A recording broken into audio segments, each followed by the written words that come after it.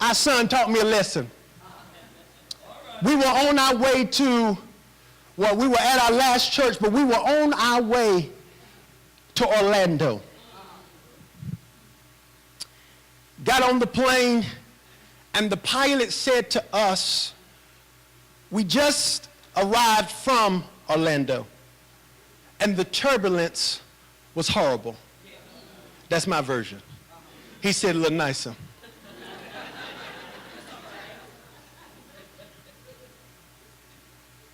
I began to brace myself, because anybody that's ever flown before know that when you have to go through turbulence, it's rough.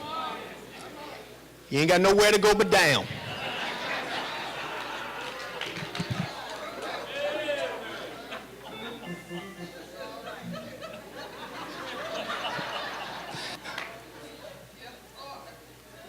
But as we were flying, it started off all right. But as soon as we hit that 30,000 mark, the plane got to rocking and dipping. And I thought to myself, Lord, help me. And in that moment, I began to worry. And I was trying to pray at the same time. It wasn't working. I looked over at my wife, and she had her head back, eyes closed, and she wasn't saying a word. But our 2-year-old caught my attention. He began to pull on my shirt because he was sitting in his own seat in between us. And I thought he was scared, and I reached to pick him up, but when I looked at him, he had a smile on his face.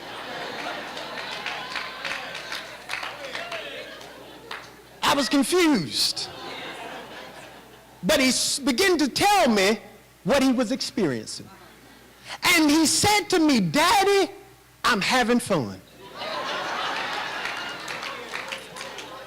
I thought to myself, this boy doesn't know his life is in danger. But God began to show me something in that moment. Because after he said, I'm having fun, he forgot about me, and he lifted up his hands.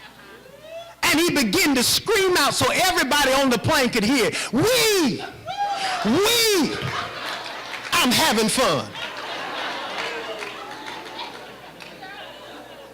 But this is the revelation I got out of that. He showed me, the preacher, how to rejoice in the midst of turbulence. Y'all didn't hear me. And I want to encourage somebody that's in the midst of that turbulence to, instead of complaining and worrying, to begin to lift their hands and say, Lord, I'm having fun in the midst of it.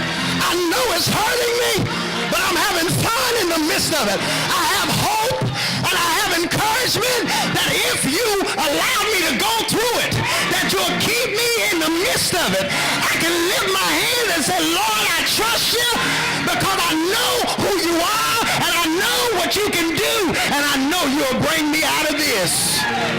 High five your neighbor and say, it's going to be all right.